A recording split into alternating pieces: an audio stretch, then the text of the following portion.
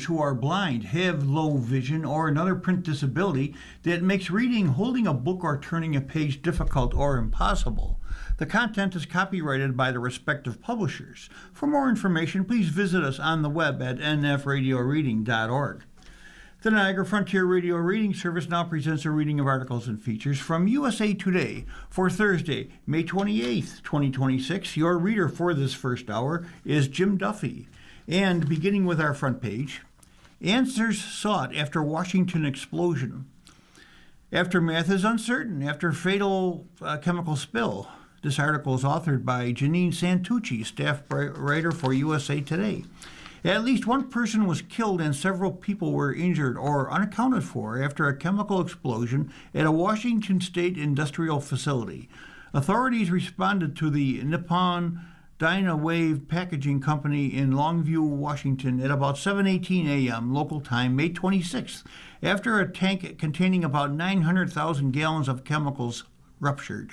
At least one person was confirmed dead, the Longview Fire Department said. 8 employees were injured and 1 firefighter was injured. 9 employees were missing as of late May 26th. The situation at the facility was unstable the evening of May 26th, and the search to recover additional workers was suspended until the next day, fire officials said. Authorities said there was no immediate threat to the surrounding area. This is an amazing community of hardworking people, and a tragedy like this affects absolute everybody, Washington Senator Patty Murray said. Continuing, here's what's known about the explosion. Authorities said they needed to stabilize roughly 90,000 gallons of chemicals remaining in the tank before they could proceed with the search for additional victims. Recovery and stabilization efforts remain extremely complex due to the ongoing hazards, according to Scott Goldstein, chief of Cowlitz 2 Fire and Rescue. Goldstein said crews were assessing the structural integrity of the tank containing the chemical white liquor. The tank remained unstable the evening of May 26th, and there were concerns it could collapse while crews were searching for the missing. Some areas of the plant were inaccessible, said Matt Amos, battalion chief of the Longview Fire Department. The response teams planned to stabilize the tank, remove the remaining liquid, and then try to get to the people still unaccounted for, according to officials. Peace Health Medical Center in Longview said it received 9 patients after the accident, including the person who died. Center spokesperson Jim Mures said May 26 that 6 people were in fair condition. Some of the injured suffered chemical burns, the Longview Fire Department said earlier in the day. The injured firefighter was treated and released. All families had been notified, according to officials. None of the injured or deceased had been identified. Community members attended a candlelight vigil late May 26th. Some were seen holding pictures of loved ones. The facility is a pulp and paper mill and a liquid packaging plant, according to the Washington Department of Ecology. The mill has about 550 employees and makes 280,000 tons of bleached liquid packaging paperboard and wet lap and slush pulp each year, according to the Ecology Department. The liquid packaging plant has about 450 employees. The facility produces bleached paperboard that is used to make cartons and cups for products such as milk, juice, coffee, and sake, according to a news release in 2023. White liquor, the chemical in the tank that exploded, is involved in the paper manufacturing process, officials said. It consists of sodium hydroxide, sodium sulfide, and disodium carbonate. The chemical is caustic, authorities said. Nippon Dynawave didn't immediately respond to a request for comment when reached by USA Today. An ecology spills team was sent to the site to evaluate any potential environmental consequences of the explosion. Ecology Department spokesperson Brittany Goodsell told USA Today. New tool lets users know beach water cleanliness. From Doyle Rice of USA Today, there's gross and then there is gross with capital letters. This story deals with the latter.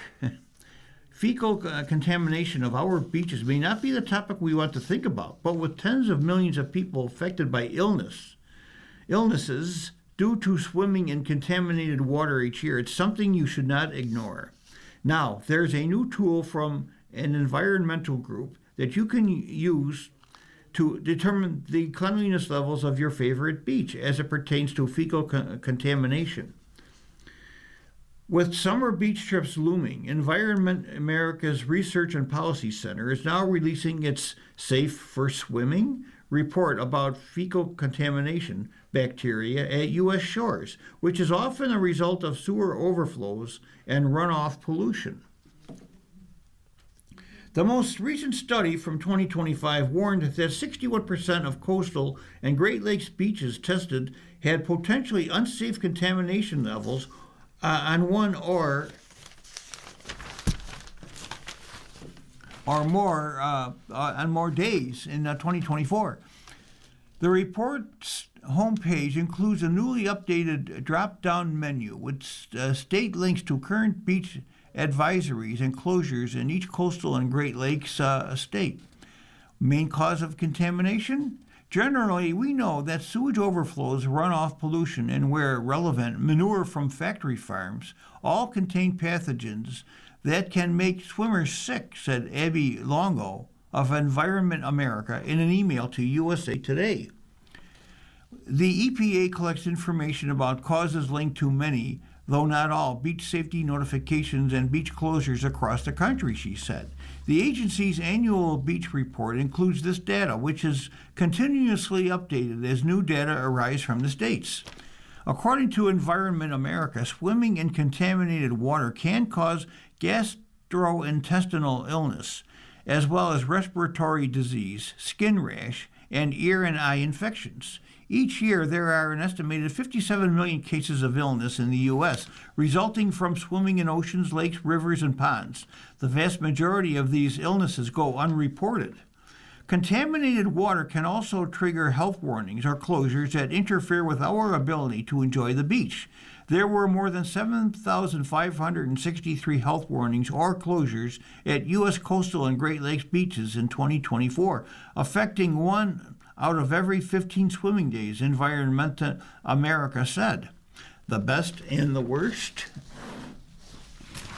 Ultimately, our report does not rank beaches from best to worst, but the data do show that potentially unsafe conditions occur at many of our beaches far more frequently than we should accept, Longo told USA Today. Our report shows the frequency with which indicator bacteria at beaches reaches levels that may put swimmers at risk, but it does not show the severity of the pollution. This is important since beaches with higher levels of fecal contamination pose greater risk to swimmers than those with less pollution. In addition, some beaches are tested more frequently than others, or at different times. And what's the main takeaway? That all too often pathogen pollution is putting swimmers' health at risk, Longo said.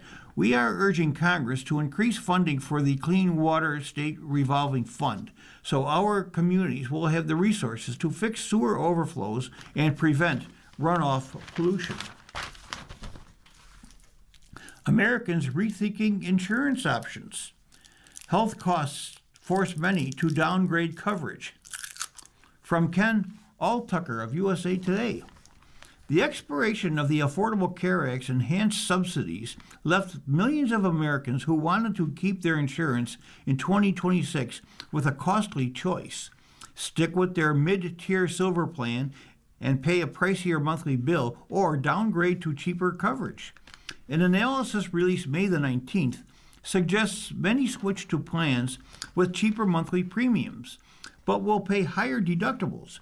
The amount a person must pay before most insurance coverage kicks in.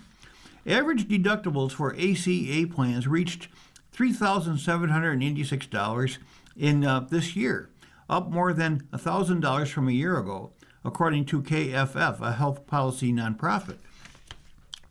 Nearly 4 million Americans dropped their mid-tier silver plans, with a total of 9.8 million enrollees, according to KFF.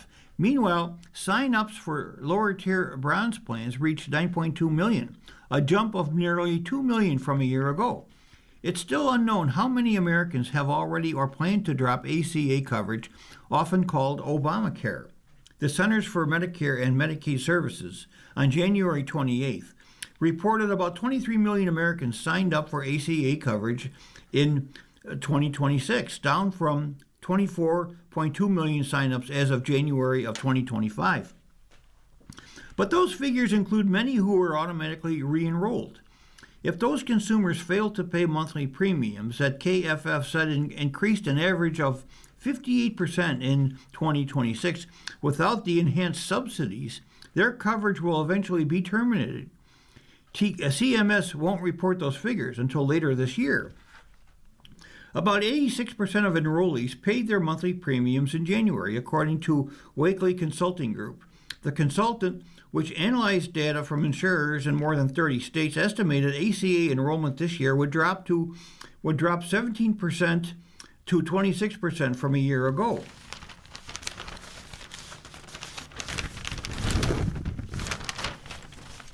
Continuing, KFF projected nearly 5 million could drop their ACA coverage this year.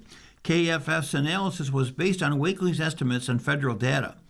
The coverage losses look like what people expected, said Cynthia Cox, Vice President and Director of the program on the ACA at KFF, which is millions of people might drop ACA coverage with the lack of enhanced premium tax credits.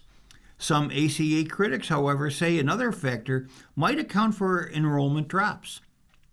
The conservative think tank Paragon Institute said the COVID-era enhanced premium subsidies and lax oversight helped fuel potentially millions of fraudulent signups. Beyond ACA coverage, Americans are broadly worried about the cost of health care as they struggle to pay for other living expenses, such as rising gas bills and housing costs. In April, a Gallup poll reported that 6 in 10 Americans worry they will not be able to cover medical costs if they suffer a serious accident or illness. Nearly half are concerned about routine costs. Some are struggling to pay for ACA insurance coverage due to significantly higher monthly bills. In 2025, Wisconsin resident Kelly Berry and her husband had individual bronze insurance plans that had a $7,500 deductible but were fully subsidized. This year, they pay a combined $2,300 per month for plans that carry $8,000 deductibles. Berry and her husband are self-employed and earn slightly too much to qualify for ACA subsidies that remain in place for people who earn up to 4 times the federal poverty level. Berry says she kept the bronze level plan because I can't find anything cheaper and won't go without coverage. But she said it's a struggle. They've skipped on landscaping expenses, such as removing dead bushes and trees from the yard. They have no vacation plans other than visiting with aging parents. They avoid dining out and scrutinize every grocery bill.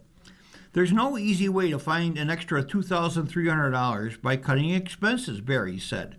Every time we pay a bill, the mortgage, a credit card, the health insurance premium, we have to watch our bank accounts to make sure we have money in the right places to cover things.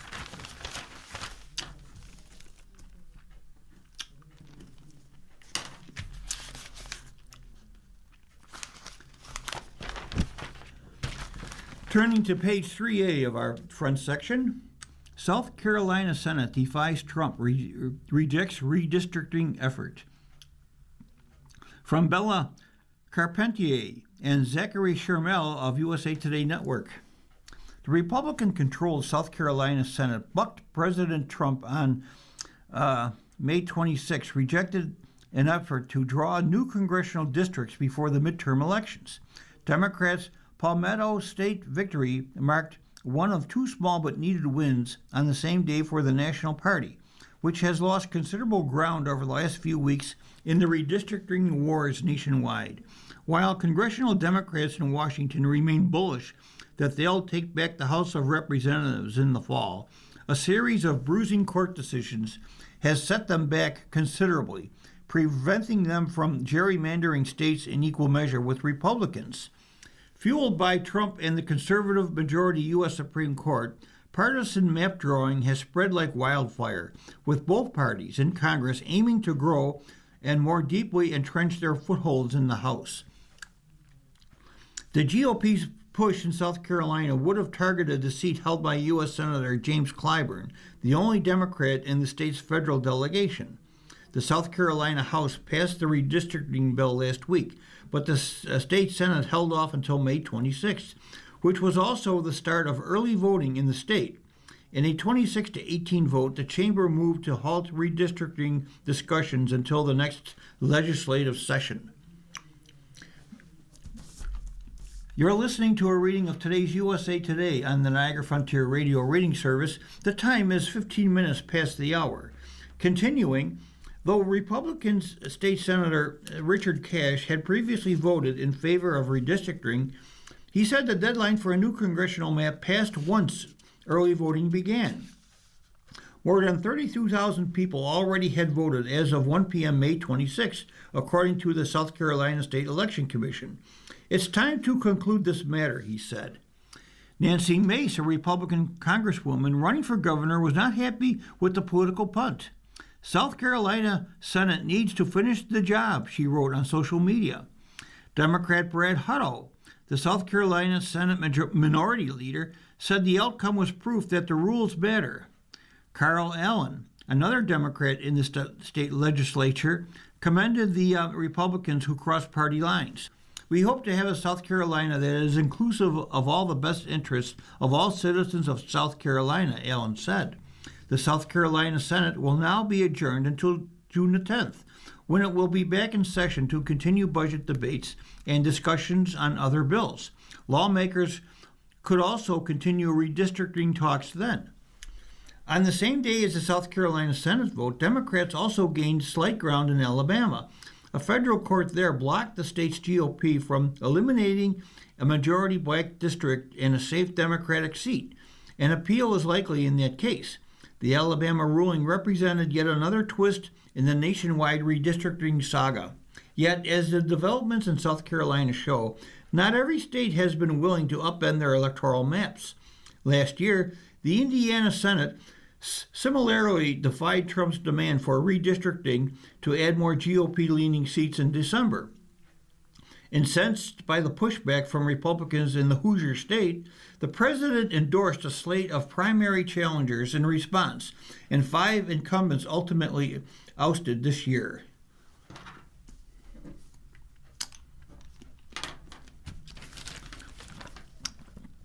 Alabama sheriff loses re-election bid amid jail death probe. From Gina Barton and Will Carles of USA Today. Nick Smith, the Alabama sheriff who runs the jail where a mentally ill man froze to death in January of 2023, has lost his bid for re-election. Smith was the subject of a March USA Today investigation that detailed the jail death of 33-year-old Anthony Tony Mitchell, the federal indictment of more than 24 jail workers and other misconduct by Smith's employees. Smith, who had campaigned for a third term in Walker County, northwest of Birmingham, placed third in the Republican primary Tuesday because no candidate received more than 50% of the vote. The top 2 finishers, Jason Akins and J.C. Poe, will move on to a June runoff. The winner will be the next sheriff, since there is not a Democratic candidate on the November ballot. Smith, who has denied wrongdoing, did not return messages from USA Today. In a December interview, Smith told the news organization he had made many improvements at the jail before and after Mitchell's death. Smith also said it would be impossible to reduce the number of jail deaths to 0. Can I say there won't never be another person die in this jail? I can't say that, Smith told USA Today at the time, because if you put 200 people, 100 people, 150 people, 400 people in one building that are sick, you can't never make that promise to somebody. Tony Mitchell's sister, Miranda Mitchell Gutzmer, told USA Today she was glad Smith lost. We're grateful to see his reign of terror come to a close. It is long overdue, she wrote in a message to a reporter. I hope whoever steps into the role next leads with transparency, accountability, a desire to serve the community, and truly cares about the welfare of the public. Walker County deserves dependable, honest leadership for all of its citizens. Ryan Cagle, a pastor who led a grassroots effort to hold Smith accountable for Mitchell's death, credited USA Today's coverage with mobilizing voters to oust the sheriff, who was first elected in 2018. It showed me that there is hope for truth, justice, and accountability to prevail, even when the odds are stacked against them, Cagle said of Smith's defeat. I felt so much relief. I immediately thought of Tony's family, his mom, sister, and other family members. I prayed, may this moment give them room to breathe. Many in Walker County had expected Smith to cruise to re-election. Susan Pace Hamill, a professor emerita of law at the University of Alabama, told USA Today in March that getting rid of a sheriff in a small Alabama county is like deposing a king. Mitchell, in the throes of a mental health crisis, was arrested January 12th of 2023. For 2 weeks, he was locked in a bare concrete cell at the Walker County Jail, nicknamed the Freezer, with no bunk, no toilet, and no running water. According to a lawsuit filed later by his family, jailers brought Mitchell to the toilet and shower only 6 times the entire 2 weeks he was there, and his cell became soiled with feces.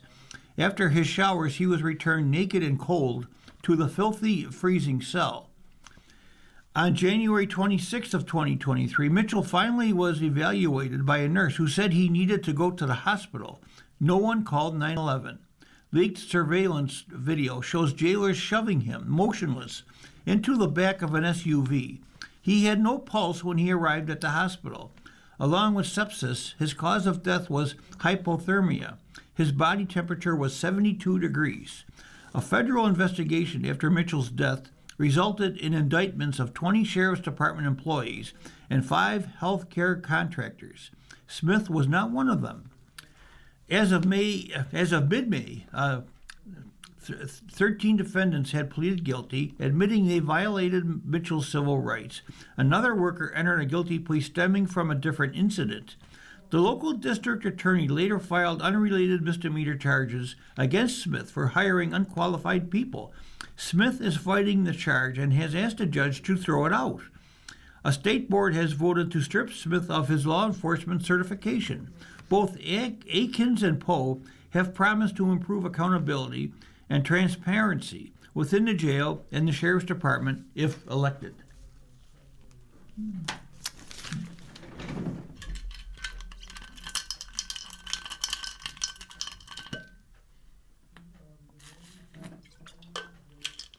Trump says his physical exam checked out perfectly. It's the president's 4th during his 2nd term. From Swapna Venugopal Ramaswamy of USA Today.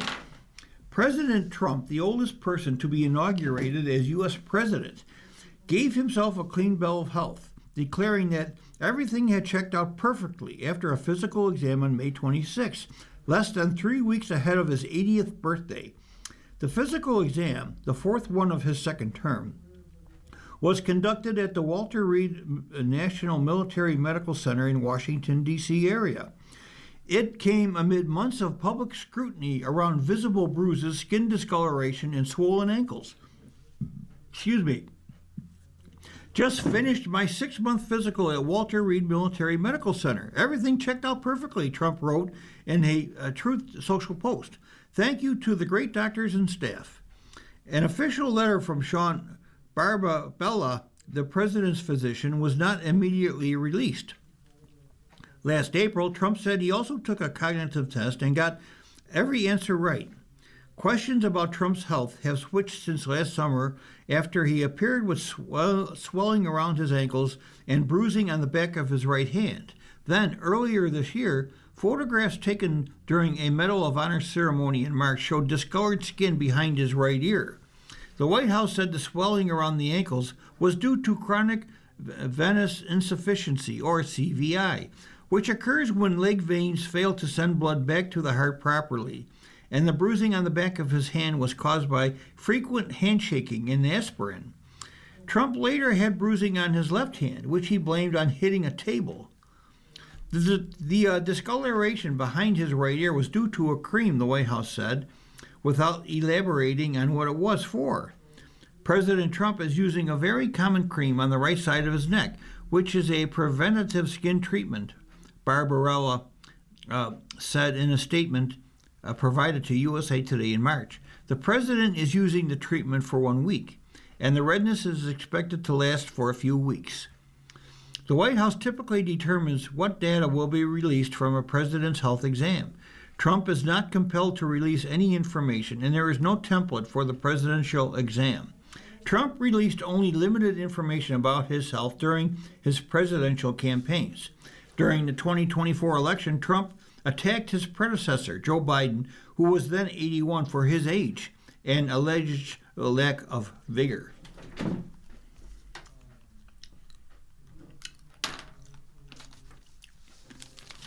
Population grows, but mid-sized cities remain steady. U.S. numbers tied to dip in international arrivals. From Dion Zhang of USA Today. Population growth in mid-sized cities has held relatively steady last year, even as the nation's overall growth rate slowed, largely because of sharp declines in international immigration, according to the Census Bureau's new estimates. Even where the largest cities maintained strong growth, many were outpaced by nearby smaller cities, according to the data released May 14th. Charlotte, North Carolina, added more residents than any other U.S. city last year, but 6 mid-sized cities in the Charlotte metro area, with populations ranging from about 25,000 to 70,000, grew faster than Charlotte itself. One of them, for example, was Fort Mill, South Carolina, about 20 miles from downtown Charlotte, which grew nearly 7% from 2024 to 25. Growth in large cities with populations between 50,000 and 249,999 showed, slowed significantly from 2024 to 25, and some cities even lost residents, the agency said in a news release. Mid-sized cities fared better, hitting a sweet spot where migration and new housing kept growth from stalling the way it did in small towns and major metros, according to Matt Erickson, who is a statistician in the agency's population division. The population estimates examined the previous year's patterns among cities between July 1st of 2024 and July 1st of 25, when nationwide growth slowed significantly to 0.5%. In its January nationwide population report, the Census Bureau linked the population slowdown to an historic decline in net international migration, which dropped from 2.7 million to 1.3 million. With births and deaths remaining relatively stable compared to the prior year, the sharp decline in net international migration is the main reason for the slower growth rate we see today, Christine Hartley, Assistant Division Chief for Estimates and Projections, said in the January report. New data shows the slowdown hit bigger cities hardest. The largest cities, those with 250,000 or more residents, grew at least 0.3% between 2023 and 24 and 24-25, down from 0.9% the year before. Large cities fell from 1% to 0.5%. Medium-sized cities between 5,000 and 49,000 held relatively steady, dipping from 1% to 0.7%. Small cities with under 5,000 residents saw the smallest growth at all at 0.1%. New York City lost 12,196 people in population between 2024 and 25. However, it still ranked as the most populated city, approximately 8.5 million, followed by Los Angeles and Chicago. Austin is now home to at least 1 million residents, becoming one of a handful of U.S. cities to enter that club in that time period. Texas led the growth charts, with the top 5 fastest growing cities in the nation having populations of 20,000 or more. 4 of them, Salina, Princeton, Melissa, and Anna, are suburbs of Dallas-Fort Worth, and the 5th, Fauquier, is outside Houston. The Census Bureau also released housing estimates. Unlike the slowdown in population growth, the housing stock or total number of housing units rose by 1% from 2024, led by California, Texas, and Florida.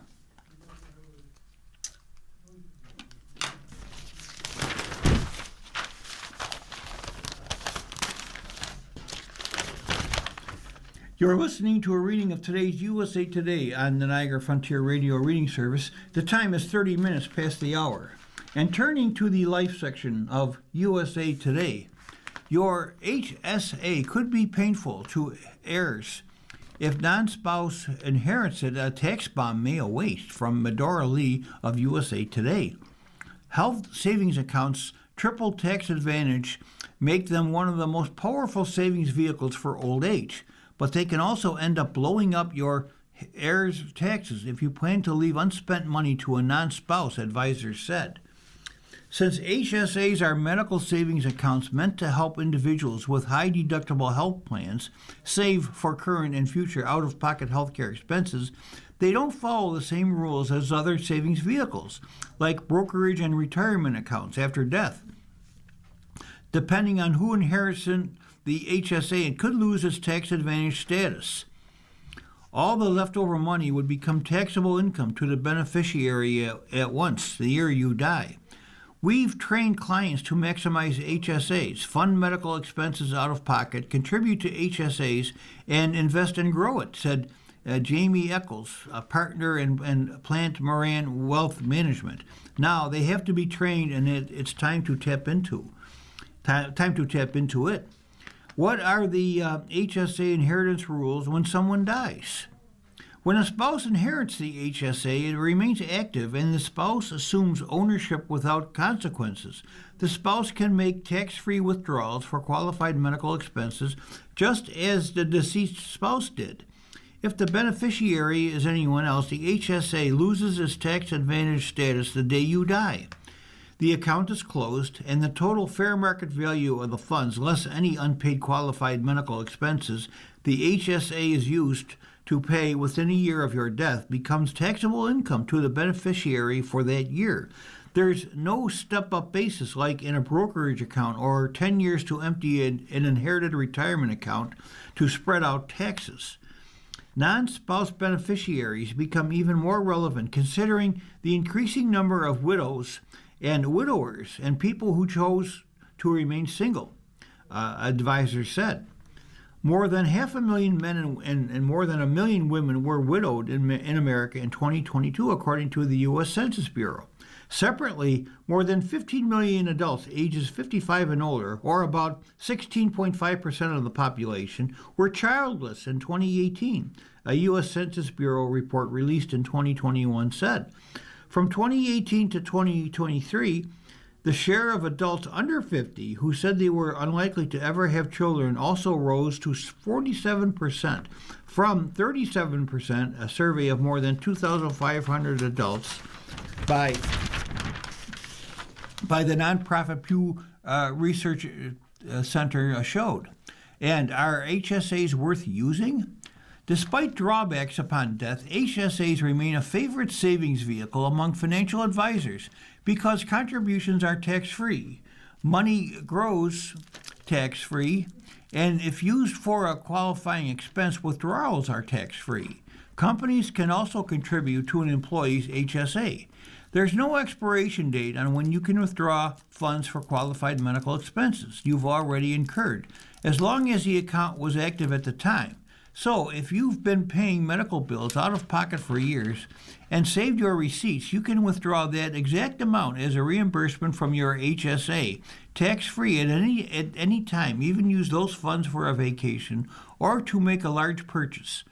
Think of the HSA as a piggy bank for medical expenses that can grow similar to an individual retirement account, said Richard Pond, a certified public accountant in San Francisco. At the end of 2024, 39.3 million HSAs existed that helped cover more than 59.3 million Americans, according to a survey by HSA consultant Devenir and the American Bankers Association's Health Savings Account Council. President Trump's signature tax and spending plan passed last summer also opened HSAs to tens of millions more Americans by allowing more Affordable Care Act insurance plans, direct primary care arrangements, and plans with telehealth coverage to qualify. Can people avoid the ticking HSA tax time bomb? Those with large HSA balances should whittle them down and plan how to distribute the remainder, advisors said. Options retirees might consider include use tax-free HSA funds to pay medical expenses. HSAs can be used to pay Medicare premiums, long-term care premiums, and dental and vision bills, for examples. Use unreimbursed medical receipts from prior years to withdraw as much tax-free money as possible. Once the money's out, you can use it for a large purchase or even invest it into a brokerage account or something else that can pass to a beneficiary with fewer tax consequences, Eccles said.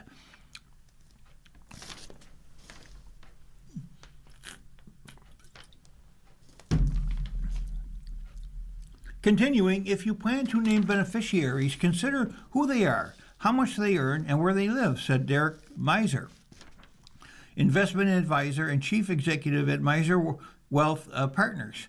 Understanding those dynamics can be a way to split up tax burden. He said, for instance, you may not want to leave a sizable HSA to a high earner living in a state with high state and local taxes.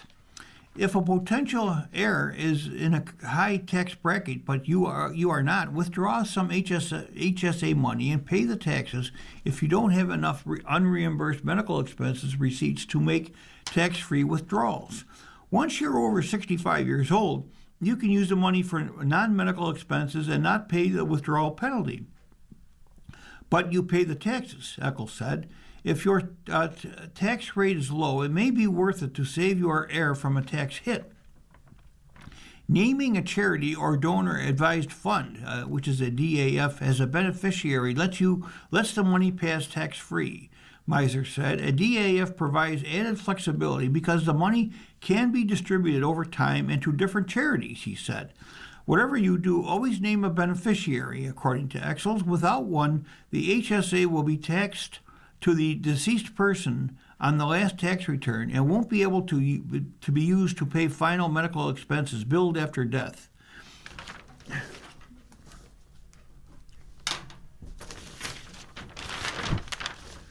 My budget's just broken.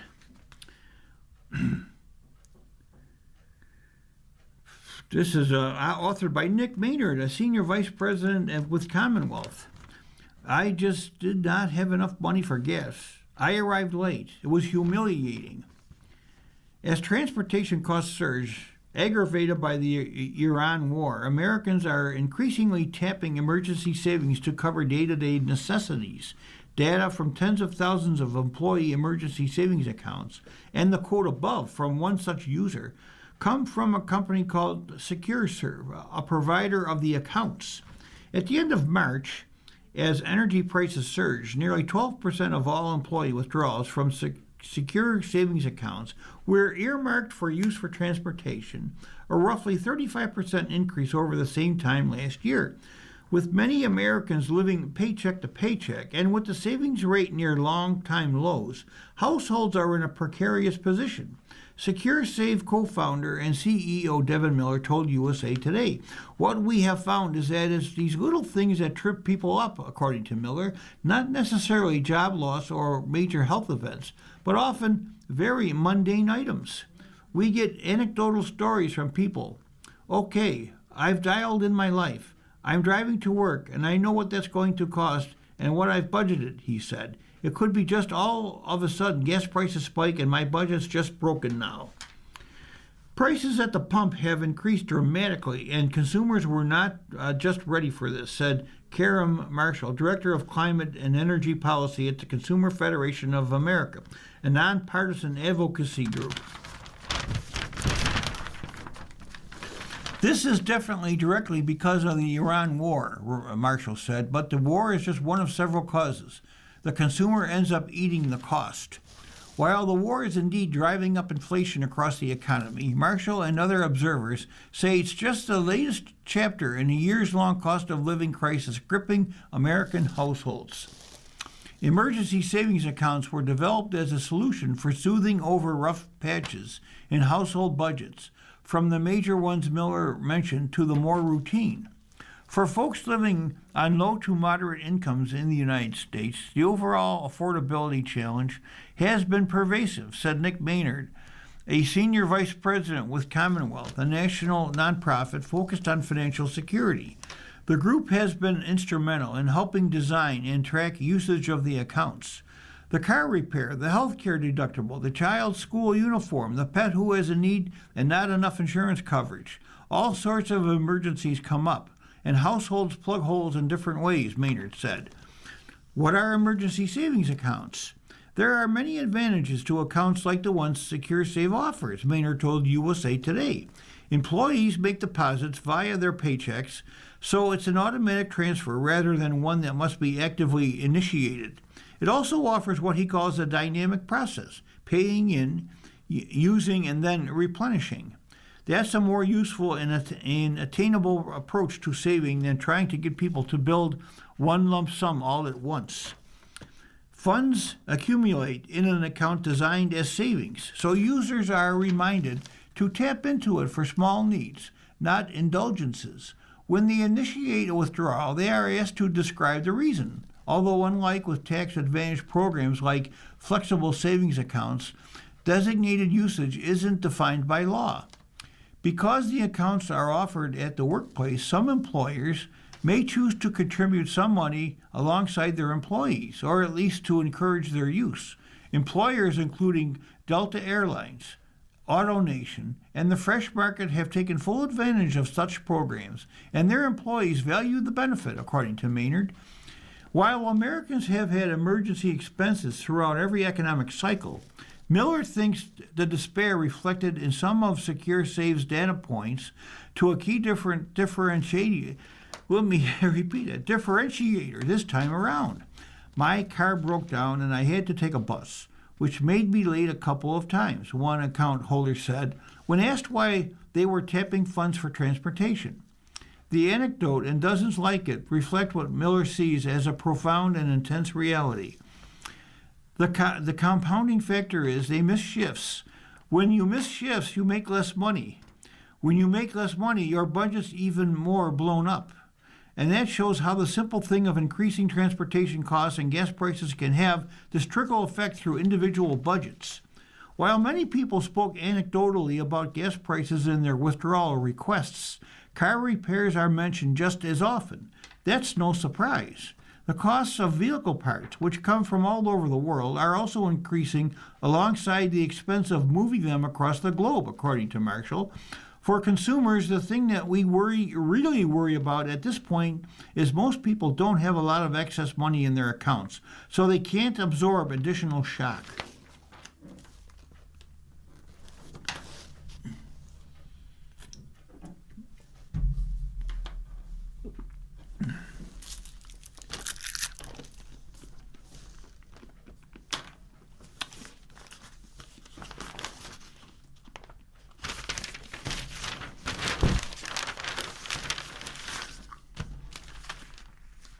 Is your 401k all stocks? Rebalance while you can. Don't lose sight that bull market won't last forever. From Daniel DeVise of USA Today. If you are a do-it-yourself retirement saver and you have watched your portfolio triple in value over the past decade, it may be time to rebalance. Rebalancing means changing the mix of assets in a portfolio to bring it in line with your investment goals. Right now, for most retirement savers, that could mean selling stocks and buying bonds. It might sound crazy to sell stocks when the market is soaring, but bull markets don't last forever. A correction could come at any time. And if you're approaching retirement, investing experts say you need some savings parked in conservative assets. All of this is just making sure that you have a lot of eggs in different baskets, said Heather Knight, Vice President and National Brokerage Coach at Fidelity Investments. Why should retirement savers rebalance? There are at least two good reasons why do-it-yourself savers should consider rebalancing in 2026, according to Knight and other investing experts. Stocks have had an incredible run. The S&P 500 has nearly quadrupled in value in a decade. The bond market, by comparison, has been relatively flat. And so, if you started that decade with a set percentage of stocks and bonds, it has probably changed. Let's say, for the sake of argument, it's a 70-30 mix, said Hannah Quinton, Vice President and Branch Manager of Charles Schwab in San Mateo, California. Now, all of a sudden, the market has shot up, and it's out of whack. You're listening to a reading of today's USA Today on the Niagara Frontier Radio Reading Service. The time is 45 minutes past the hour. Continuing, the market has shot up and it's out of whack. That's the first reason. Here's the second. Stocks have done so well in recent years and bonds have performed so fitfully that many investors question the wisdom of the classic 60-40 portfolio, viewing it as too conservative. I have sensed a lot of emphasis on equities in investors' portfolios, said Christine Benz, Director of Personal Finance and Retirement Planning at Morningstar. Part of it is, let's face it, bonds have not made a great case for themselves over the last 2 decades. Bonds are supposed to deliver safe, predictable income and to serve as a foil to mercurial stocks, but bonds have had some rough years. Between August 2020 and October 22, a benchmark Bloomberg bond index plunged 18%. Those hiccups and a profusion of other stock alternatives have spawned talk that the 60-40 rule is dead. Many retirement savers keep all of their investments in stocks right up to when they retire, betting that stocks will continue their historic run. But here's the problem. You never know when the next correction is coming. It has been a while since we had a market shock that scared us, Ben said. In the Great Recession of 2008, the Dow Jones lost more than half its value. The index didn't fully recover until 2013, and that's why you might want to rebalance. A 100% stock portfolio is going to be very volatile, said Sabino Vargas, a senior financial advisor at Vanguard. We don't know when a stock market correction or even a recession might take place. Here are some tips on rebalancing. First, who needs to rebalance?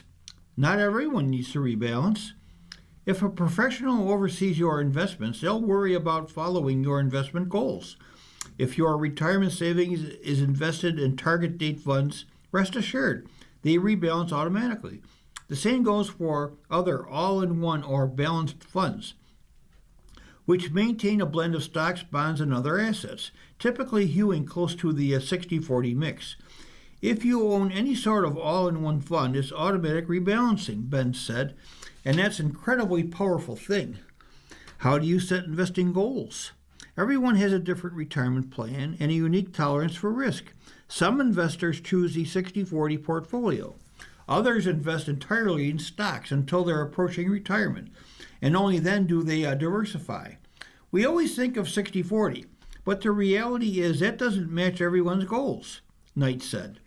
Schwab suggests a sample asset mix based on your time horizon. If you're more than 15 years from retirement and investing aggressively, you might have 95% stocks, 5% cash. At 10 years from retirement, you could have 60% stocks, 35% bonds, and 5% cash. At 3 to 5 years from retirement, you might move to 50% bonds, 20% stocks, and 30% cash. Remember, too, diversification is not a simple question of stocks and bonds. There are several meaningfully different categories of stocks: small cap versus large, value versus growth, U.S. versus non-U.S., in a variety of economic sectors. Bonds, too, come in many flavors. If you own only U.S. stocks or mostly tech stocks, that alone could be a reason to rebalance. Now, when should you rebalance? The time to rebalance is when your portfolio drifts significantly from your goals. The reason could be that some of your assets are getting more valuable, or an asset could be losing value, as stocks did in 2008. Your investing goals could be changing, perhaps because you're approaching retirement. Rebalancing is the action based on a set of circumstances, Quinton said. It could be scaling back risk or increasing risk based on the situation. One rule of thumb suggests rebalancing when any portfolio component drifts 5 percentage points from your goal. If your goal is 75% stocks and your portfolio is 80% stocks, you might want to rebalance. How often should you rebalance? If you are a do-it-yourselfer investor, experts say, you should review your portfolio once in a while. How often is up to you. You could look at it every 90 days, every 6 months, once a year, Vargas said. You want to learn a schedule that you can stick to. And how do you rebalance? There's no wrong way to rebalance, experts say, as long as you follow a schedule and wind up with an asset mix closer to your goals. Consider a service such as Vanguard's Portfolio Watch or Fidelity's Portfolio Analysis, which will tell you about your asset mix and where you might be overweight or underweight. You could rebalance by buying and selling, or by making new contributions. You can also change your 401k allocations, so future contributions go to assets underrepresented in your portfolio.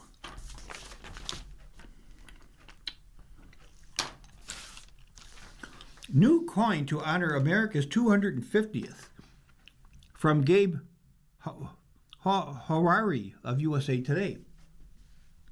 The latest new coin, designed to commemorate the United States' 250th anniversary, will begin circulating next week, according to the U.S. Mint. In a May 25th news release, the Mint said it will begin shipping the 2026 semi-quintennial quarter honoring the Declaration of Independence to the Federal Reserve for distribution to commercial banks and financial institutions on Monday, June the 1st. The Declaration of Independence quarter is the third of 5 new quarter dollar designs for 2026.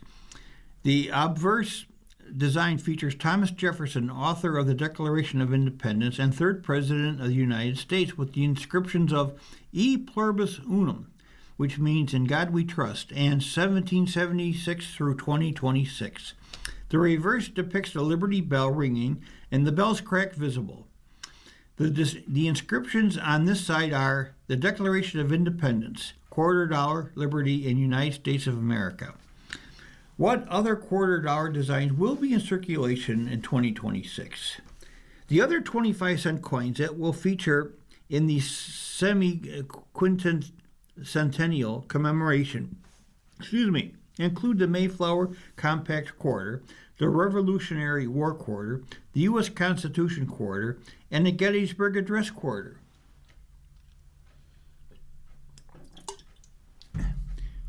Continuing, the Mayflower Compact Quarter went into circulation in January and features 2 pilgrims embracing a man and a woman under a banner that reads E Pluribus Unum, which translates to out of many one.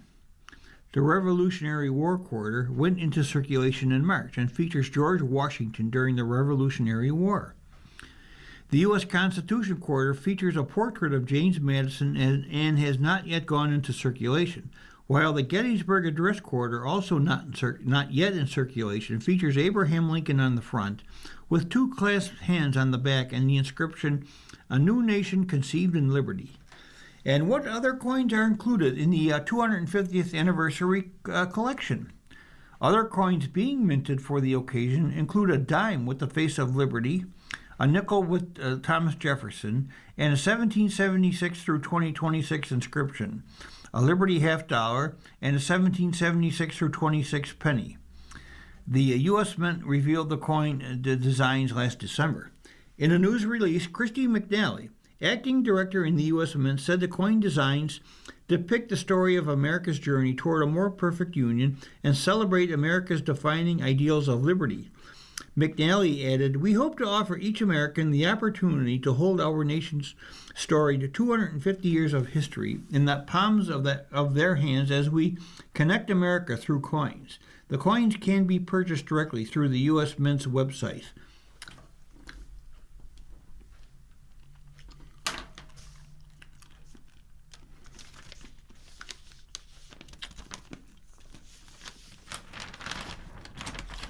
59% retire earlier than was planned. Only 6% left the workforce later than expected.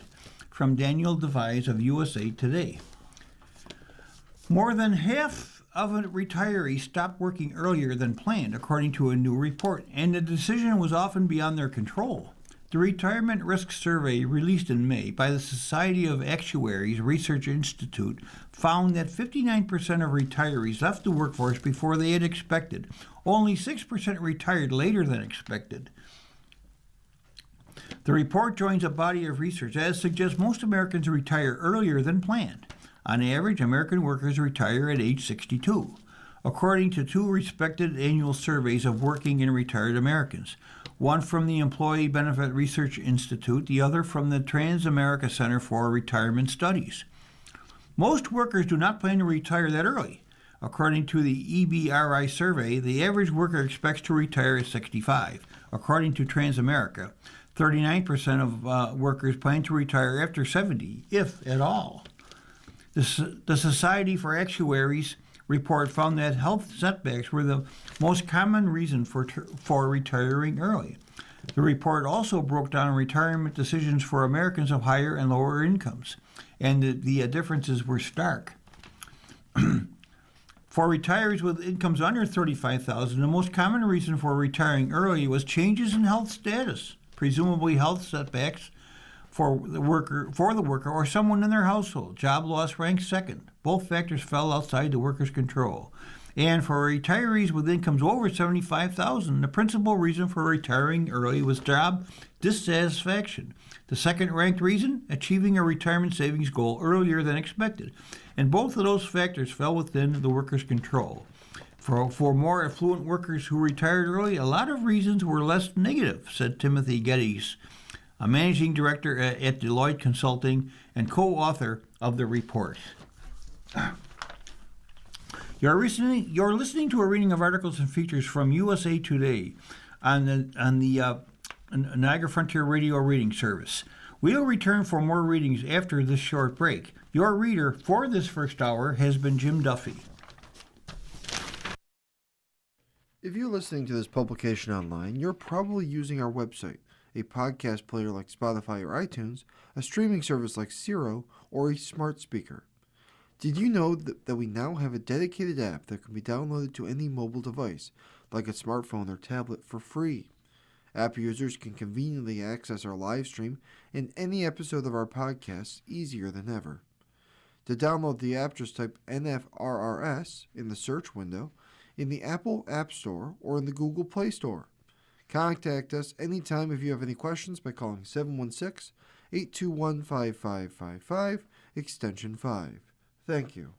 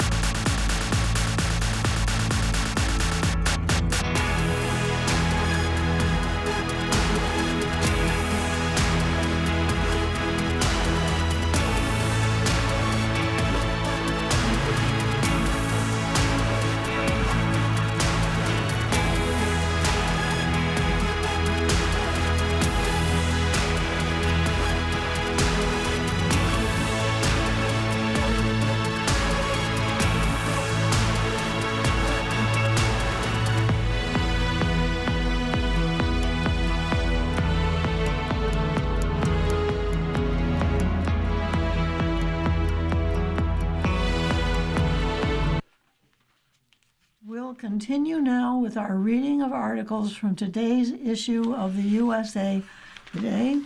Your reader for this hour is Rosemary. We'll start with sports. Don't blow this. World Cup 2026.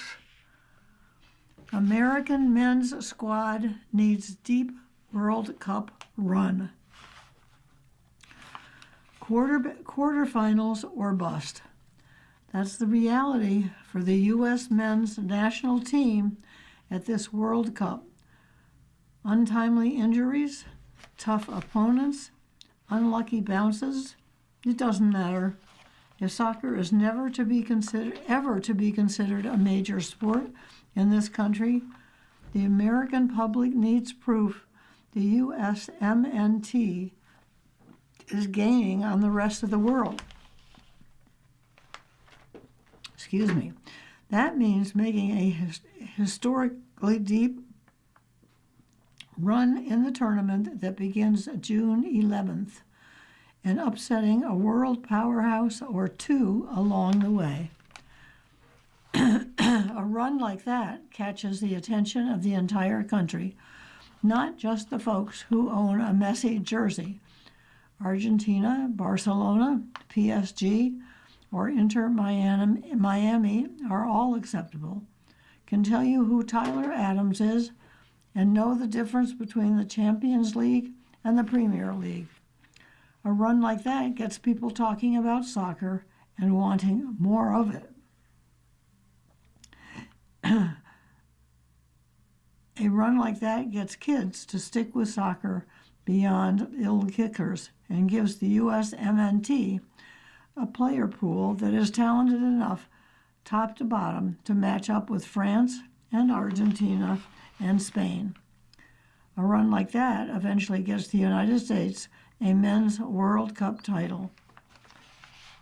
Go out earlier, however, and the opportunity to supercharge the growth of the game here will have been squandered for decades to come. For us, there's no reason to put an exact target of what's a successful World Cup, Christian Pulisic said after the 26-man roster was confirmed. We're going to do the best we can. We're going to compete. We can decide after how we feel about how we did. Soccer landscape far different than it was in 1994.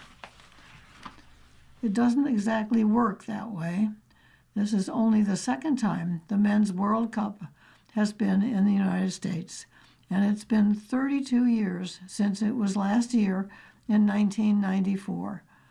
If soccer is going to rival football and basketball for hearts, minds, and future athletes in the United States, it's going to be because of this World Cup. The people that maybe don't know a lot about soccer in America, to be able to feel the passion, I hope we can deliver to make people fall in love with the game here, Weston McKennie said.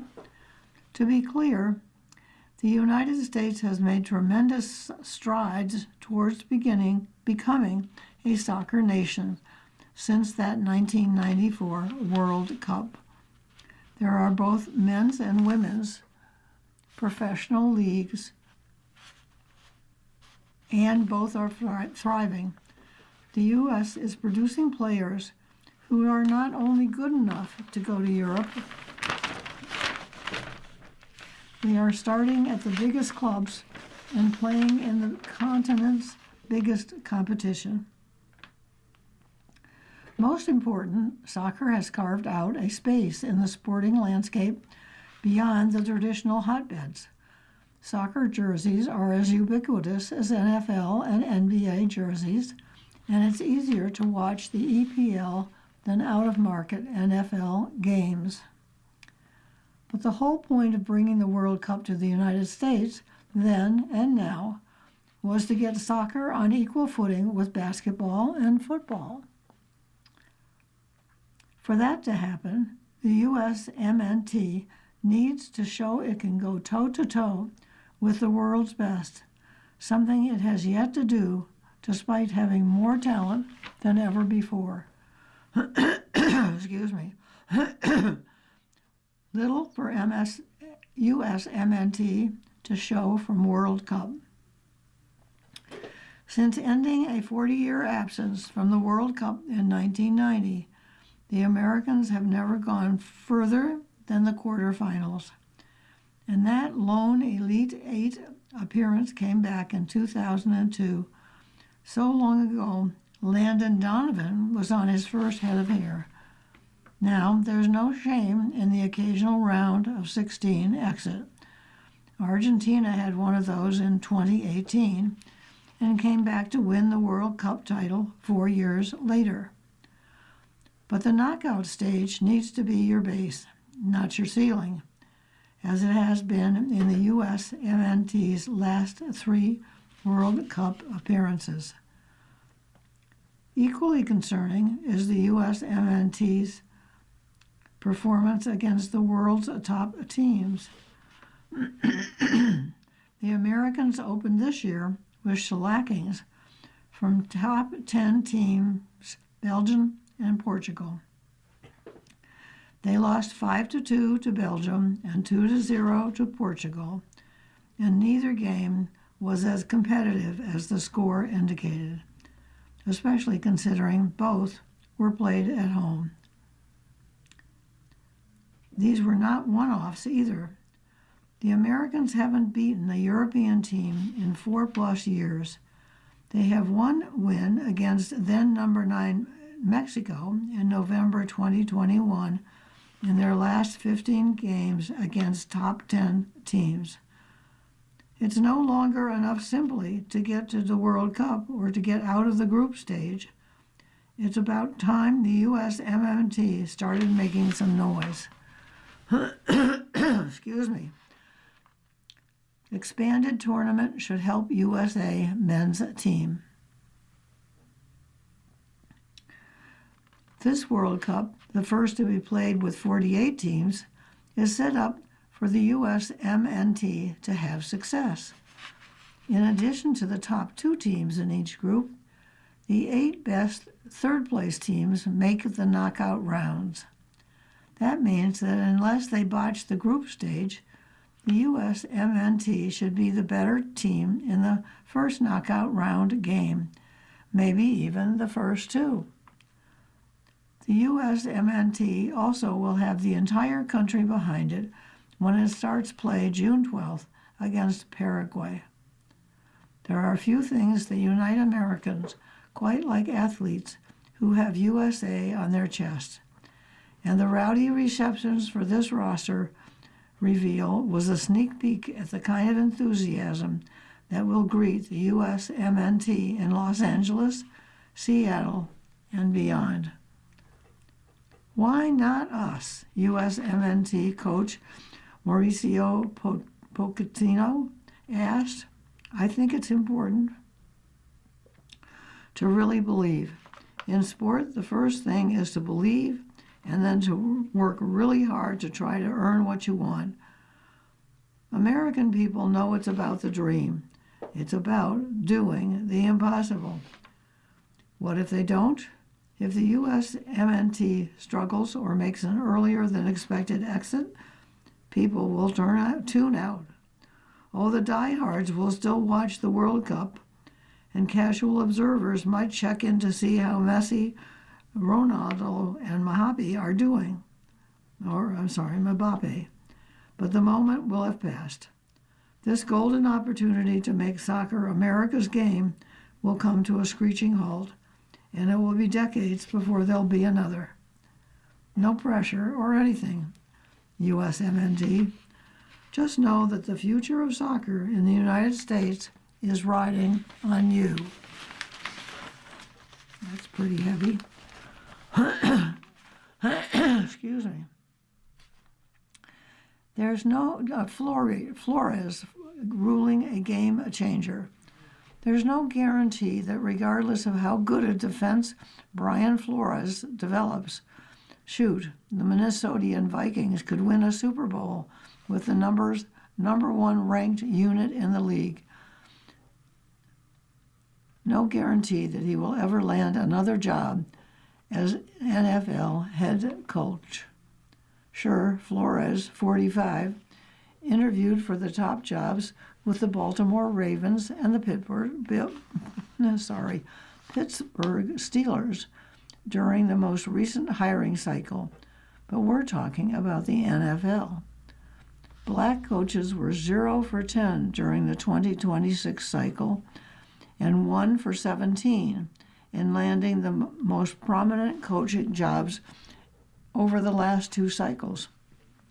My gut suggests that, given the arc of the track record, the biggest footprint the Vikings defensive coordinator will leave on NFL history will come with the landmark discrimination lawsuit he filed in 2022 against the league and 4 of its teams, rather than as a championship coach. There's no knock on Flores' immense coaching. That's no knock on Flores' immense coaching chops, and I hope my pessimism fades.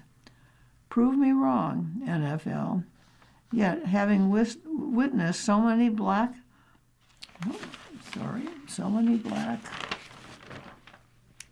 coaches over the years get bypassed, from Terry Robitsky, Sherman Lewis, Ted Cottrell in a previous generation, to Leslie Frazier, Vance Joseph, and Eric Bieniemy, and then some. The idea of Flores being the trigger for hauling the NFL and some of its teams into court to address allegations of systemic racism would be some kind of legacy. Flores moved a step closer to that possibility on May 26th with the non-action from the U.S. Supreme Court.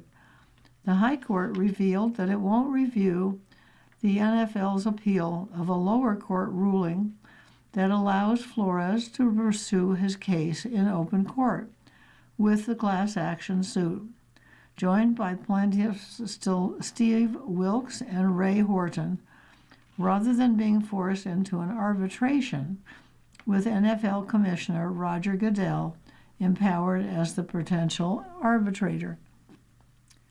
The NFL must now accept that its commissioner cannot be the arbitrator over discrimination claims against the league and its teams. David Gottlieb, a partner at Wigdor Law, said in a statement to USA Today Sports, "We look forward to litigating these claims in court." The counterstatement from NFL spokesman Brian McCarthy, "We respect the Supreme Court's decision not to grant review. Regardless of the forum, we are fully prepared to defend ourselves as this matter proceeds." NFL progress doesn't come often in court. Nothing moves the needle with NFL owners quite like open court. That's how franchise moves were enabled by Al Davis. How liberalized free agency happened with Freeman McNeil and Reggie White cases. How the $765 million concussion settlement unfolded. Now, given all the attention league-wide initiatives, questionable hiring pattern over the years, and a Rooney Rule that was formulated in 2003 after the hint of a potential class action lawsuit on behalf of black coaches existed, with energy from high-powered attorneys like Johnny L. Cochran and Cyrus Mayre, it seems fitting that there's a more substantial path to the courtroom. Let the process play out in open court rather than behind the closed doors of arbitration, discovery, depositions, evidence, witnesses on the stand, the whole truth and nothing but the truth. You are listening to a reading of today's issue of USA Today on the Niagara Frontier Radio Reading Service. The time is 20 minutes after the hour. There's a long time between now and a trial, N. Jeremy Giroux, director of the Sport and Society Initiative at American University Washington College of Law, told USA Today Sports. Yet this case can be continued on that long track. Supreme decision, not a surprise. Giroux wasn't surprised by the decision, estimating the U.S. Supreme Court denies hearings for about 95% of its cases that are presented. He also maintained that the ruling from the Second Circuit Court of Appeals that the Supreme Court left intact is geographically restrictive, albeit that New York, where the NFL is headquartered, is situated in the district. The individual teams named as defendants, Flores' allegations involve the Denver Broncos, Houston Texans, and New York Giants. Allegations against the Miami Dolphins, which Flores previously coached, were forced into arbitration, while Horton's allegations involve the Tennessee Titans and for Wilkes the Arizona Cardinals, conceivably extend to multiple appeal courts. And Giroux, who authored the definitive book on the formation of the Rooney Rule and the aftermath, Advancing the Ball, Race, Rhetoric, and the Quest for Equal Coaching Opportunity in the NFL, put out by Oxford University Press, warned of various legal maneuvers that the NFL will likely employ, as it has been aggressive at every turn of its legal defense. Still, more than 4 years since Flores filed his suit, the chances the case will be heard in open court seems more likely than at any point in the process, given the SCOTUS decision.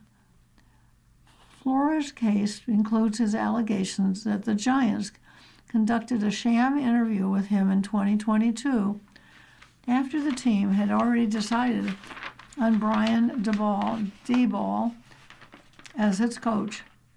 How did Flores conclude it was a sham? He received a congratulatory text from his former boss, Bill Belichick, who had allegedly thought he was texting another of his former assistants named Brian Daboll. Upon filing his suit, Flores described the humiliation of his Giants interviews. And Joe, no, the Giants were never found to be in any violation of the Rooney Rule. Ray Horton versus NFL and Titans court case details. Part of Horton's case includes an alleged admission from former Titans coach Mike Mularkey during a 2020 podcast that the biggest regret from his coaching career was that he was promised the Titans job, while Horton and Terrell Austin, two black candidates, were still in the interview process, presumably to comply with the Rooney Rule requiring that minorities must be interviewed. The Titans denied wrongdoing and were never disciplined by Goodell, yet it's fishy enough against the backdrop of this history. In more than 2 decades, there's been just one case where a team or club official was disciplined for violating the Rooney Rule, requiring that minorities must be interviewed. The Titans denied wrongdoing and were never disciplined by Goodell, and the former Detroit Lions general manager, Matt Millen, wasn't even punished by Goodell. Then Commissioner Paul Tagliabue dropped the hammer. And it struck me as suspect, too, that Goodell investigated but didn't punish Raiders owner Mark Davis for violating the Rooney Rule in hiring John Gruden in 2018. Explanation for such episodes begged exposure under testimony in open court. That's why Flores' suit is so crucial. A potential game changer for a topic that, despite recent attacks on DEI, has been a constant source of discussion and frustration in the NFL ecosystem.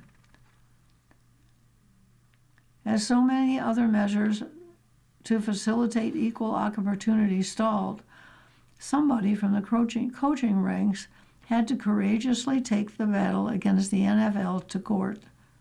And Flores is that man. It's important for people to raise concerns about racial discrimination and have those claims heard and not automatically dismissed, Giroux said. When Flores filed his suit, shortly after he was fired by the Dolphins, some suspected that he was sacrificing his career. As it turns out, he quickly landed on Mike Tomlin's staff with the Steelers, albeit overqualified as linebackers coach. The following year, he landed with the Vikings, where he built one of the NFL's best defenses and has emerged as a perceived head coach candidate. The most significant piece of this that Brian brought this suit, and a month later of this is that Brian brought this suit, and a month later was employed by a club in the league. Giroux said, there was a time when the sense was that if you bring a discrimination case, it's over. Your career is over. It's a different time for Flores, who undoubtedly took one for the team, so to speak, and survived. Yet maybe the biggest victories are yet to come. Okie dokie.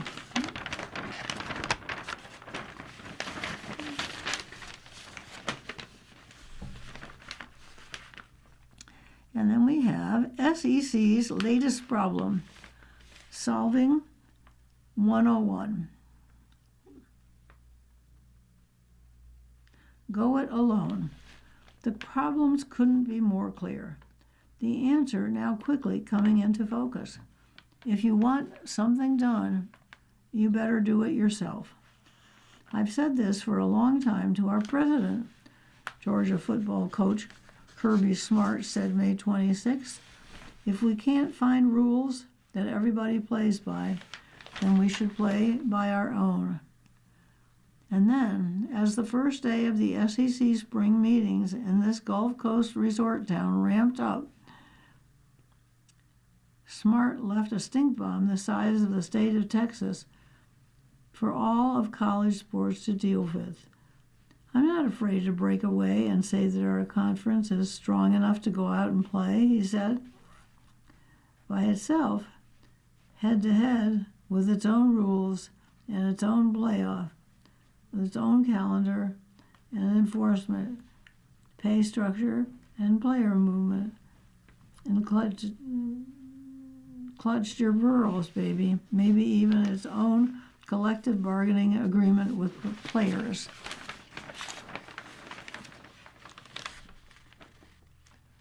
Look, despite desperate times, call for the biggest, baddest conference in college sports to lead or get out of the way. Yeah, okay. Late last week, Georgia's Jer Moorhead, the most powerful president in college sports, said essentially the same thing. On the afternoon of May 25th, SEC Commissioner Greg Sankey didn't exactly shy away from the idea of going it alone, though couching it by saying the league talks every spring about rules they could make and follow alone. Yeah, I ain't buying it. This has more legs to it than anyone here admits. The SEC has the biggest, strongest television network, ESPN, as its exclusive partner. The SEC generates the largest TV numbers, by far, of any conference in college sports. The SEC sends more teams to the football, basketball, baseball, and sophomore tournaments, the revenue-producing sports. than any other league. Money, everyone isn't the issue. Or, as one SEC athletic director told USA Today Sports, could it work? You better believe it could, but at what price? Are we stewards of college sports or in it for ourselves? But when you can't even control schools within your league because everyone plays under the rules of the larger NCAA umbrella, there's only one logical move. When the schools in your own conference refuse to follow rules that everyone agreed to and face little to no consequences because the NCAA is an unwieldy mess afraid of its own litigation shadow, what's the alternative? There's a reason Moorhead said the SEC would move to take care of logistical problems on its own if it couldn't get help from Congress. Blaming a more dysfunctional group than the NCAA isn't exactly earning sympathy points, but you get the gist. I'd say we're in a worse place now than a year ago, Moorhead said on the Paul Feinbaum show. We're close to anarchy. Time's running out on us. The SEC is tired of dealing with unintended consequences of, take your pick, private name, image and likeness in the NIL, free play or movement enforcement, judge shopping, gambling, and academic integrity, much less a new punt rule. That's right, a punt rule. Want to know how utterly ridiculous this unruly mess has become? Long story short, NCAA approved a new punt formation rule this spring, and coaches complained. Some coaches who were on the committee that sent the new rule to the NCAA in the first place. Maybe they find a local judge that will allow them to use the formation they want, quipped Missouri coach Eli Drinkwitz. This is when we are in this nonstop trip down the rabbit hole. Every month brings a deeper fall into the abyss of nothing works, so screw it, why follow rules?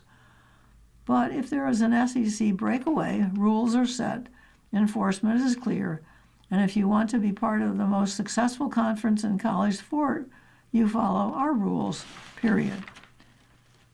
If you want a conference that's run like a multi-billion-dollar business and not a Friday night frat party, you follow our rules.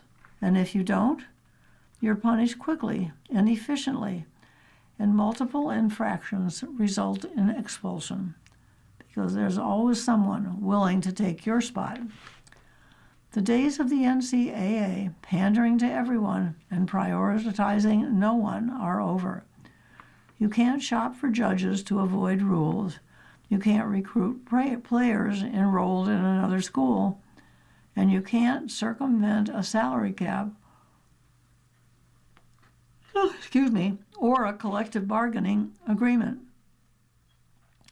Then watch the most powerful conference in college sports grow beyond anything anyone could have imagined. The NFL has its own rules and enforces them with extreme prejudice, and is the most successful professional sports league on the planet. If you want something done, you better do it yourself.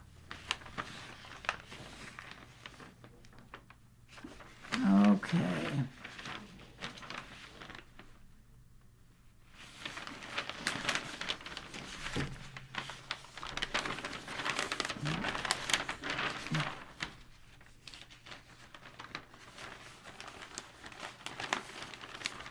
Basketball side quest aided Grant's historic year.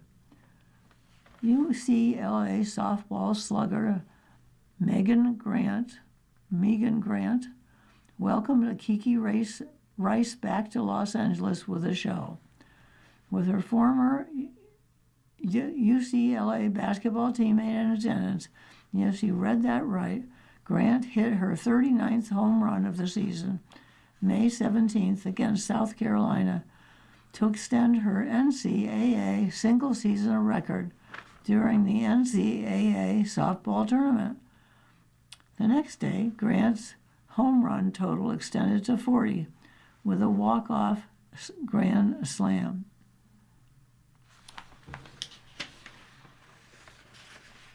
You've been listening to a reading of the USA Today for May 28th. We read the USA Today at noon. For more information, call us at 5555. Your reader for this hour has been Rosemary.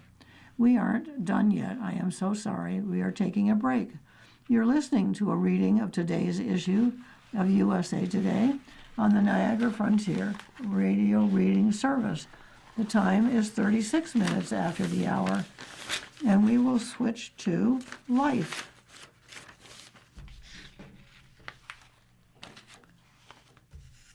Style star Hilary Duff.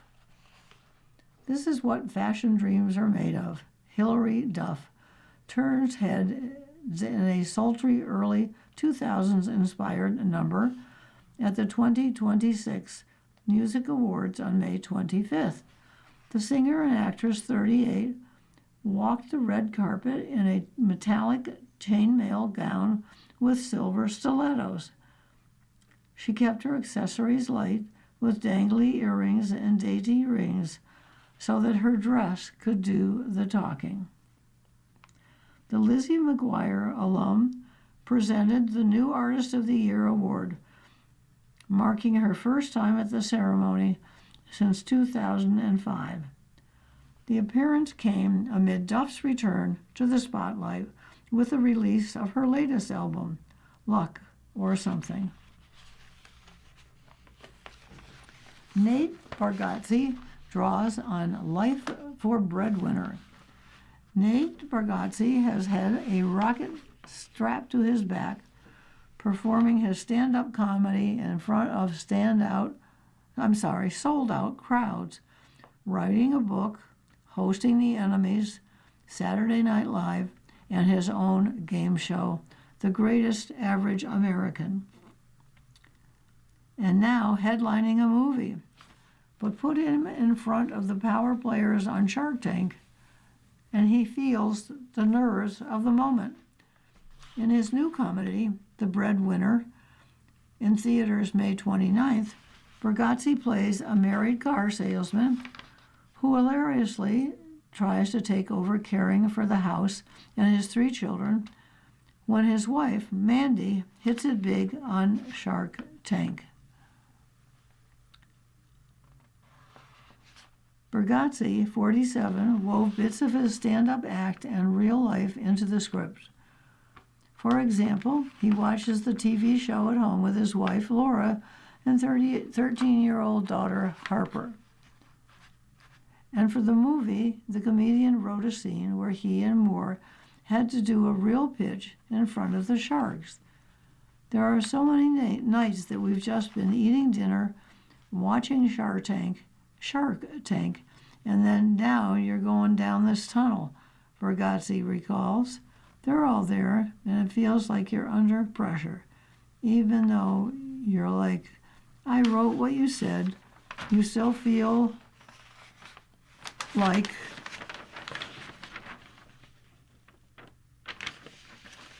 you've got to hurry the lines. The Breadwinner is the latest effort from Bargatze's entertainment company, Nateland, which also includes podcasts and a potentially Nashville theme park. The Tennessee native, who's on tour through the summer, talks with USA Today about the film, staying grounded and helping the next generation. This interview has been edited for length and clarity. Question.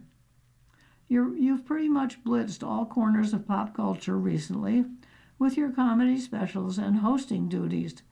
Did doing all that make writing, producing, and starring in your own film easier?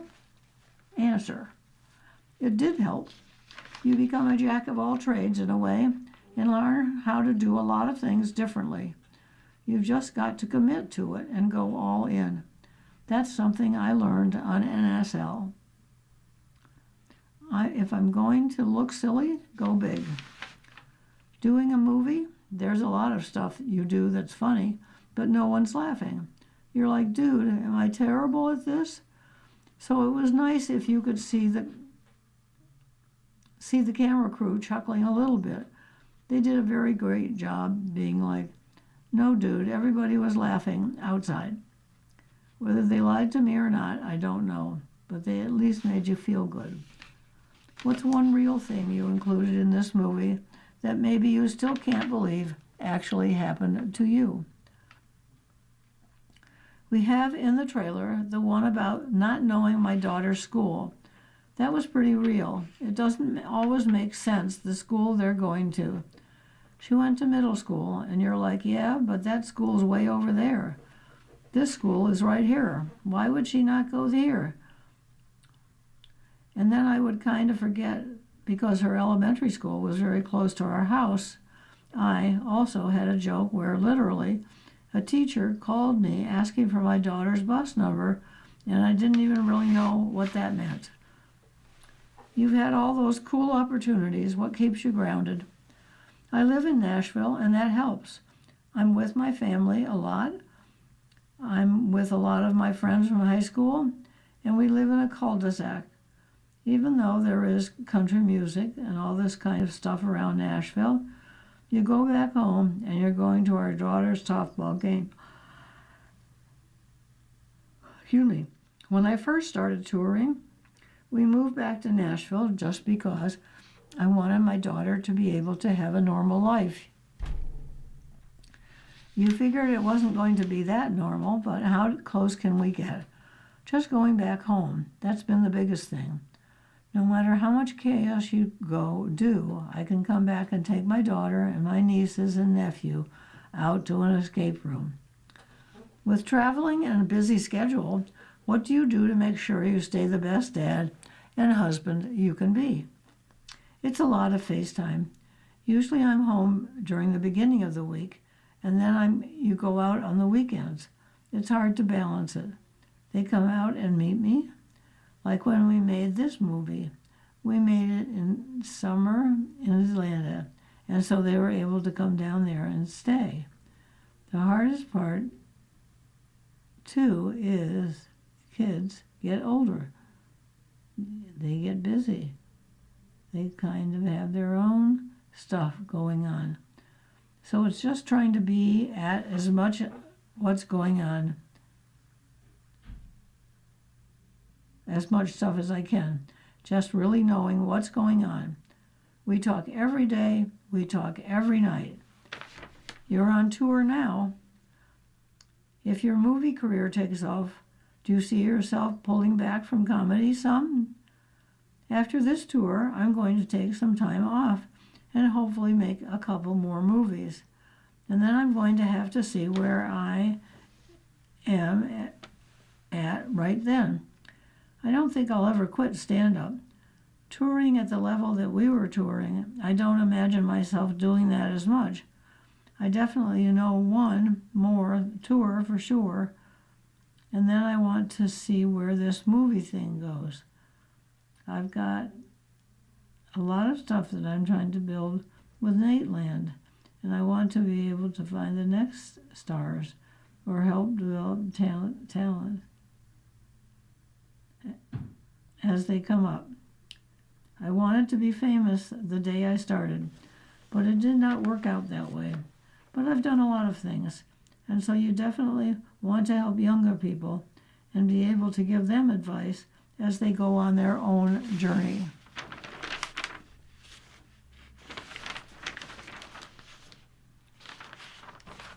And then we have movies, news and views. The Star Wars galaxy needs a reboot. There's been a disturbance in the Force for a while now, and it's going to take more than an adorable baby Yoda to get Star Wars zooming back into hyperspace. This holiday weekend marked the first Star Wars film in a movie theater since 2019, December of 2019, when the Rise of Skywalker closed the 4-decade Skywalker saga. Not with a rousing finish, but a disappointing whiff most fans would rather forget. But The Mandalorian and Grogu, a continuation of the TV adventures of Pedro Pascal's Hamilton gunslinger and his little green buddy, didn't exactly hark back to George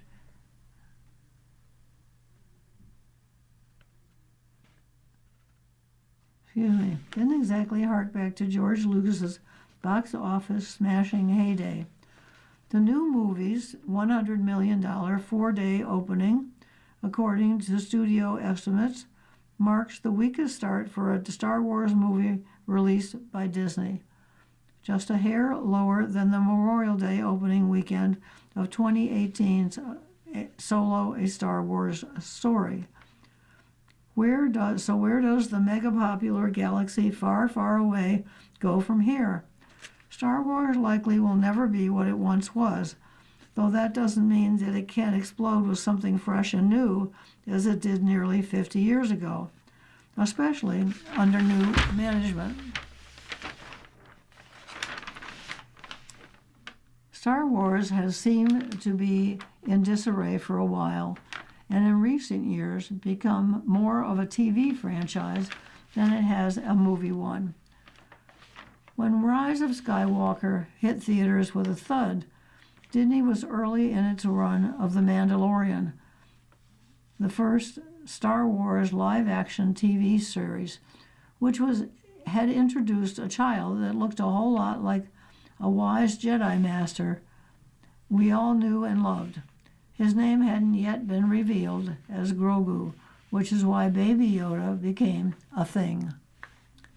Since then, 6 other shows have premiered, from an acclaimed clear-eyed look at rebellion against fascism, Andor, to a kid-friendly adventure with pirates and youngsters aplenty, Skeleton Crew. Meanwhile, many movies were announced as being in development, but then were never heard from again. Rian Johnson was to do a new trilogy, and then Simon Kinberg was tapped for a 3-part series. Patty Jenkins signed on for Rogue Squadron, essentially the Star Wars version of Top Gun. Daisy Ridley supposedly was coming back as a Rey-centric adventure. And don't forget the films that were to be headed up by Marvel honcho Kevin Feige, Taika Waititi, and James Mangold, among others. The results of all these announcements? Just 2 actual movies so far. The Mandalorian and Grogu, obviously, and director Sean Levy's Star Wars Starfighter in movies May 28th. 2027, starring Ryan Gosling. That's not ideal for a franchise built by epic space dramas that people would flock to see on the largest screen possible. Could a new Jedi Master help Star Wars find its way? It's a new day within Star Wars, however, with Lucasfilm president Dave Filoni, an apprentice under Lucas in the 2000s, as this popular galaxy's latest Jedi Master, but it also is a much different world than in 1983, when people would line up and wait for hours to see the first showing of Return of the Jedi, or in 1999, when fans missing Star Wars bought a ticket to Wing Commander just to witness the first trailer of The Phantom Menace, and not just because you can get your tickets online or wait for footage to pop up on YouTube. The big franchises don't have the best success rate anymore. Even Mighty Marvel isn't the powerhouse it once was. Kids are now hungry for Super Mario, and adults are getting their sci-fi fix with Project Hail Mary. Star Wars is back in a marketplace changed by everything from the internet to COVID, where it has to find its way again. You are listening to a reading of today's issue of USA Today on the Niagara Frontier Radio Reading Service. The time is 50 minutes after the hour. The Mandalorian and Grogu is a good start, switching up the usual template, but it's far from being a savior.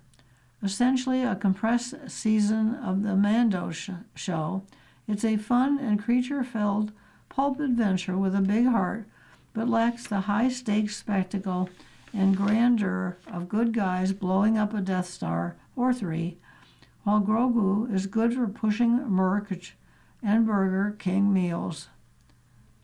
Star Wars is going to need more than one movie to rediscover its creative mojo. Star Wars is a starship in need of a hard reset. Picking a lane would be one scenario. TV is far more cinematic than it ever has been, and Andor is an example of how deep Star Wars can be. But a re-emphasis on movies might help the creative focus as well. If Star Wars intends to keep all its mediums all the time approach, though, it has to evolve. It can't just be a fan service for those who grew up with the original trilogy or prequels, because as much as people freaked out when Luke Skywalker dared to throw his lightsaber away in The Last Jedi, the OGs aren't as reliable a customer anymore. In fact, they're pretty fickle. At least the criteria and trolls online, the critics and trolls online. Star Wars yearns for a new generation of fans who, like those of the past 4 decades, will pass on a passion for this universe to their own loved ones down the line. What Star Wars really needs to do as well, blow up the Death Star. Do something crazy and different. Stop returning to timelines that are well tread at this point. For goodness sake, at least leave the prequel or era alone. Explore the galaxy's past in maybe some sort of Games of Thrones type jam, or craft a future story with uncharted territory. Or even better, abandon all the tropes, create new rules and archetypes, use new influences, and rock people's worlds with something that doesn't even resemble Star Wars. If Baby Yoda needs to come along to sell some action figures and whoppers, fine. That would be bold and brash and jaw-dropping. But it worked in 1997. Why not now? Okay. Streaming. Death shakes even actors in the burrows. Warning, this story contains spoilers from the Burrows, currently streaming on Netflix. If Jack's death on the premiere of The Burrows broke your heart, you're not alone. Elfie Woodard, who played the astute retired reporter Judy Daniels on Netflix's sci-fi mystery, now streaming, tells USA Today she and her castmates reacted like sullen children to demise of their charming cul-de-sac neighbor Jack, portrayed by Bill Pullman. We read it, we knew it was going to happen, but we resisted it. Then we resented it. And then we balked and whined, says Woodard 73. It was like, wait, he can't leave the cul-de-sac. You guys are making a mistake.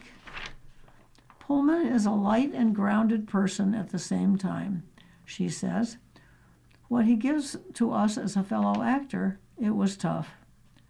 Episode 1 of The Burrows introduces Sam Cooper, Alfred Molina, a former engineer who is begrudgingly moving moving into the retirement community after the death of his wife Lily, Jane Kaczmarek. He quickly is embraced by neighbors, including Judy's husband, Art Daniels, played by Clark Peters, Renee Joyce, or Gina Davis, and Wally Baker, played by Dennis O'Hare. Near the end of the season opener, Sam is awakened by an alarm emanating from Jack's house. Sam knocks, but Jack doesn't answer. So he shatters a pane on Jack's door and lets himself in. When he opens Jack's bedroom doors, he finds a creature feeding from his friend's parted lips. The removal of Jack's CPAP mask triggered the machine's alarm. With hammer in hand, Sam musters the courage to move toward the beast. A misstep unplugs Jack's headphones, and blaring music alerts the monster to Sam's presence. It lunges at Sam. He strikes it with the hammer, and it flees. By the start of episode 2, Jack is confirmed dead. Pullman 72 says he greatly admires series creators Jeffrey Addis and Will Matthews and their choice. They have a clear conviction of what they want to do with the stories, Pullman says, and mine was just one of the many things that people would say. Let's see some movement on this. Maybe change your mind, do something different. Well, how about this? And they would stick to their guns because they really believed in certain solid cornerstones for this series. According to Addis, Jack had to die because Sam needed a reason to stay in the burrows. He needed something to fight for, that you rooted for him. And you love Jack, and you want justice for Jack. When Sam moves to the burrows, all you want is for him to become friends with Jack. And then Jack dies, Addis adds. And all you want is for Sam to stay and figure out what happened and get justice for Jack. Clarifying any further mystery around Jack's death, Addis and Matthews said the misplaced mask is to blame, not the creature. It was a mistake, Matthews says. The creature didn't intend to kill. They probably didn't even really intend to feed on humans. However, the burrow's owners, Blaine, played by Seth Numrich, and Annalise Shaw, played by Alice Kremmelberg, who long to be young forever, drive them to. Still, Addis gives a sliver of hope that if Netflix greenlights a second season, Jack could potentially return. He's definitely dead, Addis says. I definitely know that we love Bill Pullman. I definitely know that the cast might turn on us if we don't find some kind of way to bring him back.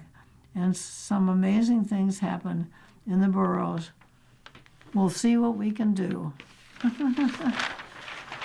Okay.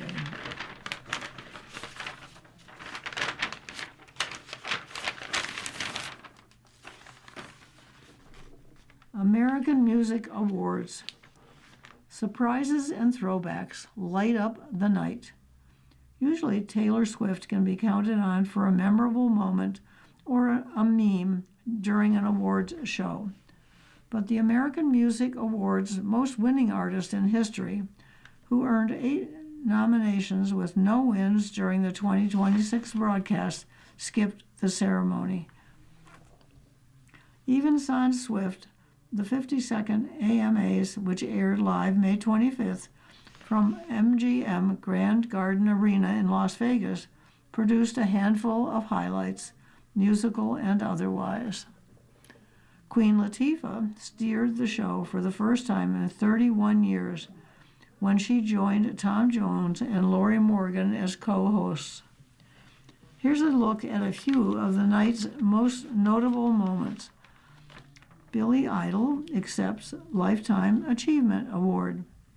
Billy Idol was honored with a Lifetime Achievement Award and told the crowd that playing music was the only thing that gave him a sense of freedom as a young man on the London punk scene in the 1970s.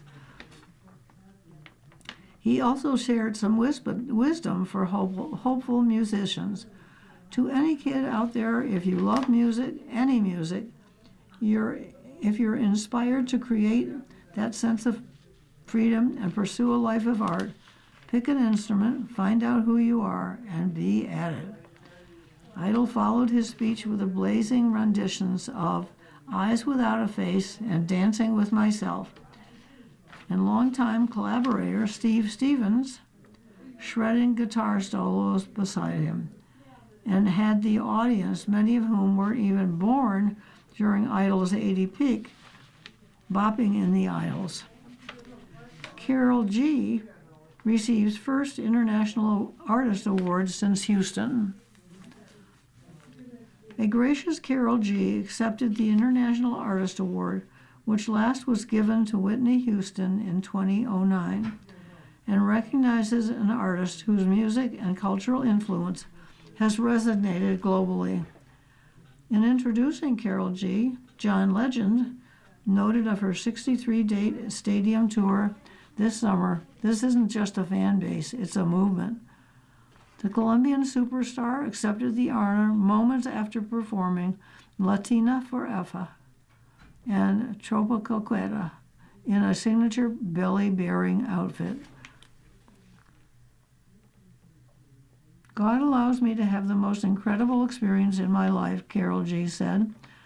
The most important thing in my life is purpose. I found my purpose in music. My life is meaningful because of my music, and for it to help others through it.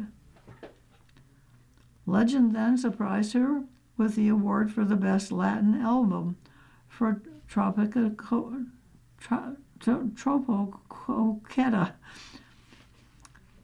Then the Pussycat Dolls returned to TV for the first time in 6 years, making their first TV performance in more than 6 years.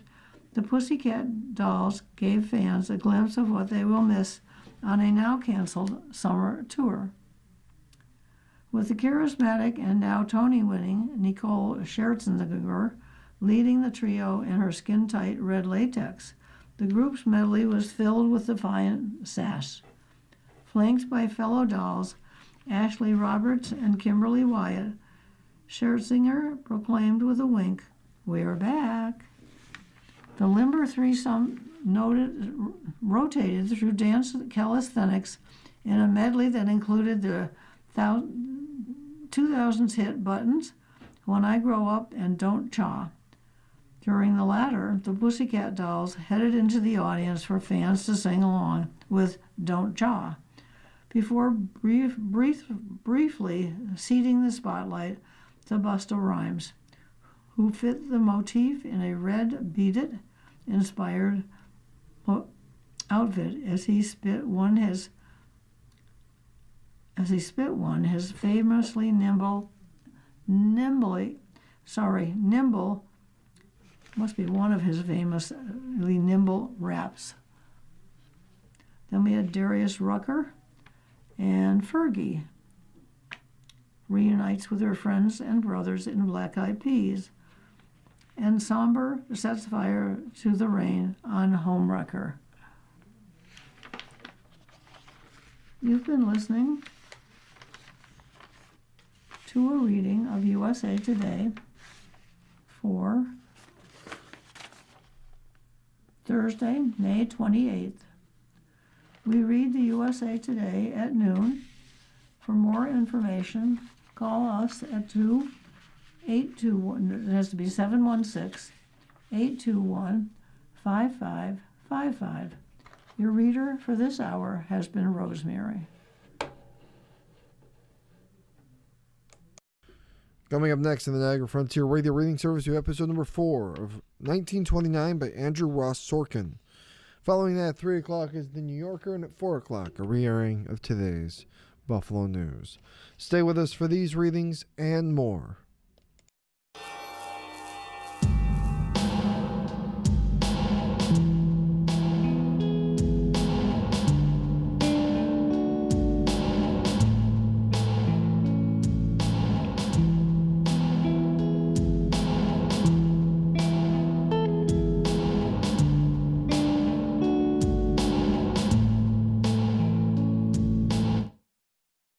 following program is intended for listeners who are blind, have low vision, or have another print disability, which makes